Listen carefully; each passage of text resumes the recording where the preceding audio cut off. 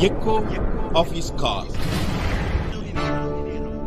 மத்தேயு 5ஆம் அதிகாரத்தில் நாம் படிக்கும்போது முதல் வசனத்தில் ஆண்டவராக இயேசு கிறிஸ்துவோடு கூட திரளான ஜனங்கள் இருந்தால் என்று பார்க்கிறோம். మత్తయి సువార్త 5వ అధికారం 1వ వచనంలో చూసినప్పుడు ప్రభువైన యేసుక్రీస్తుతో చాలా మంది జనులు కూర్చున్నారని మనం చూస్తున్నాం. அவர்களே பலதரப்பட்ட மக்கள் இருந்தார்கள் என்று பார்க்கிறோம். అందులో ఎంతో మంది విధమైన మనుషులు ఉన్నారు. వ్యాధిపட்டவர்கள், ఎంతో మంది రోగులు ఉన్నారు. பொருளாதார சீர்குலைவுகளில் சிக்கினவர்கள், ఆర్థిక సమస్యల్లో చిక్కుకున్న వాళ్ళు, துயரப்பட்டவர்கள், ఎంతో దుఃఖంతో ఉన్న వాళ్ళు, இப்படியாக பலதரப்பட்ட மக்கள் பின் சென்றார்கள்.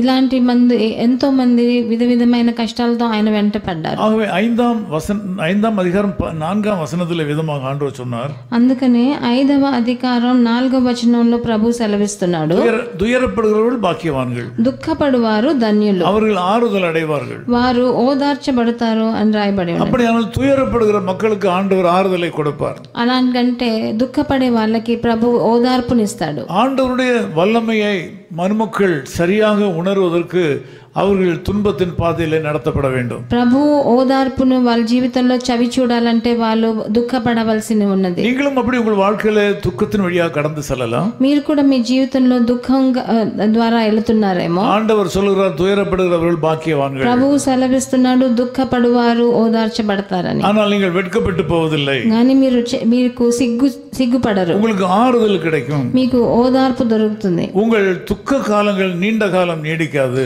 మీ దుఃఖపడే రోజులు చాలా రోజులు సాగవు. இன்றைய உங்கள் துக்கம் சந்தோஷமாக மாறும். ఈ రోజు మీరు పడే దుఃఖం సంతోషంగా మారుతుంది. நீங்கள் ஆண்டவராகிய இயேசு கிறிஸ்து மேல் நம்பிக்கை உள்ளவர்களாக இருக்க வேண்டும். మీరు ప్రభువైన యేసుక్రీస్తు మీద నమ్మకం ఉన్న వాళ్ళుగా మారాలి. அப்படியானால் பரலோகத்திலிருந்து உங்களுக்கு ஒத்தாசை வரும். అలా చేసినప్పుడు పరలోకం నుంచి మీకు సహాయత దొరుకుతుంది. உங்கள் துயரத்திற்கு முடிவு உண்டு என்கிற ஒரு நற்செய்தியை ஆண்டவர் உங்களுக்கு இன்றைக்கு சொல்லுகிறார். మీ దుఃఖ రోజులకి ఒక మంచి ముగింపు ఉందని ప్రభు ఒక మంచి సువార్తనిస్తున్నాడు. நீண்ட கால என்னுடைய துன்பங்கள் என்றைக்கு மாறும் என்று நீங்கள் கேட்டுக்கொண்டிருக்கிறீர்கள். నాకు ఎన్ని సంవత్సరాలు నేను ఇలా దుఃఖపడుతూ ఉంటానని మీరు అడుగుతున్నారు. இன்னைக்கு ஆண்டவர் இயேசுவே தம்முடைய சொந்த வாயினாலே சொல்லுகிறார். ఈ రోజు ప్రభు యేసుక్రీస్తు తన నోటి వెంబడి చెప్తున్నాడు, உங்களைப் போல துயரப்படுகிற மக்கள் பாக்கியவான்கள். మీలాగా దుఃఖపడువారు భాగ్యవంతులని. அவர்களுக்கு நிச்சயமாக ஆறுதல் கிடைக்கும். మీకు తప్పకుండా ఓదార్పు దొరుకుతుందని அந்த చెప్తున్నాడు. ஆறுதல் உலகத்திலிருந்து வருவதில்லை.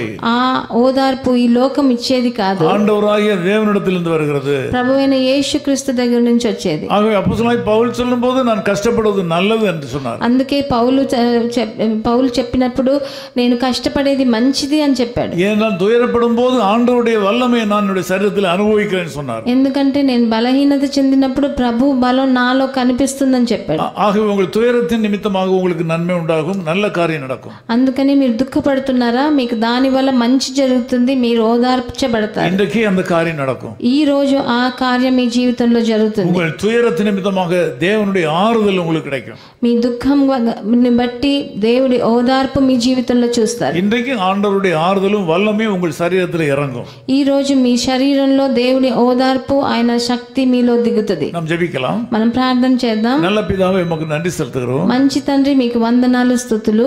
ஆறுதலற்ற இருக்கிற இந்த மக்களை நீர் ஆறுதல் படுத்துவீராக. ఓదార్పు లేకుండా కష్టపడే ఈ జనులను మీరు ఓదార్చండి. துயரத்தில் வாழ்கிற இந்த மக்களை நீர் ஆறுதல் படுத்துவீராக. దుఃఖపడే మన జనులని మీరు ఓదార్చండి. வேதனையில் இருக்கிற இந்த மக்களை நீ ஆறுதல் படுத்துவீராக. ఎంతో వేదనలో ఉన్న జనులని మీరు ఓదార్చండి. வியாதியில் இருக்கிற இந்த மக்களை நீ தொடுவீராக. అనారోగ్యంలో ఉన్న వాళ్ళని మీరు ముట్టి స్వస్థపరచండి. குடும்ப கஷ்டத்தினால மனம் கசந்து போயிருக்கிற இந்த மக்களை நீ தேற்றுவீராக. కుటుంబ కష్టంలో కష్టపడే వాళ్ళు ఎంతో చేదు జీవితాన్ని మార్చిపోయేయండి. ஏராளமான நன்மைகளை செய்தும் நன்றி கெட்டு போன மக்களாலே மனம் கசந்து நிற்கிற இந்த மக்களை நீ தொட்டு ஆசீர்வதிப்பீராக. ఎంతో మంచి చేసి కూడా వాళ్ళు కృతజ్ఞత లేని జనులను చూసి దుఃఖపడుతున్నారు, వాళ్ళను ఓదార్చండి. பல முயற்சிகளை பண்ணினும் ஊழியத்திலே முன்னேற்றம் இல்லாதனாலே வேதனையோடு கூட தோல்வியோடு கூட நிற்கிற தம்முடைய ஊழியக்காரர்களை நினைப்பீராக.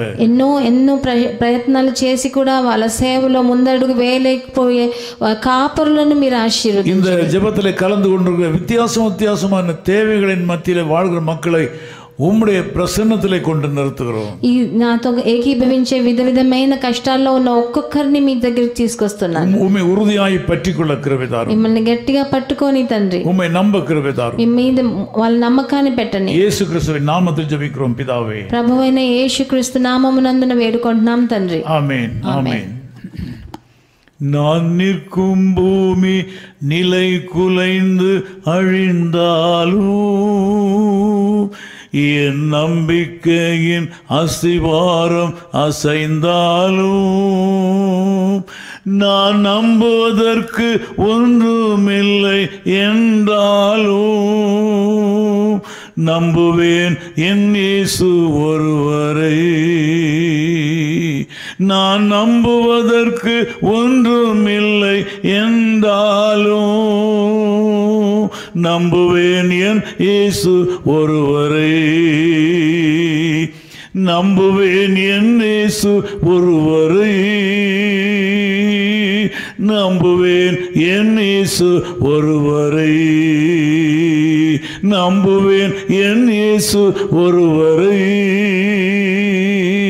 நம்புவேன் என் இயேசு ஒருவரை. ஆமென். Echo of His Call Ministries, 10 Muhammad Abdullah 2nd Street, opposite International Cricket Stadium, Chepauk, Chennai 600005, India. Phone 9144-2852-8282. Mobile phone and WhatsApp 91-98412-71858. Email sam@echoofhiscall.org. Website www.echoofhiscall.org. God bless you.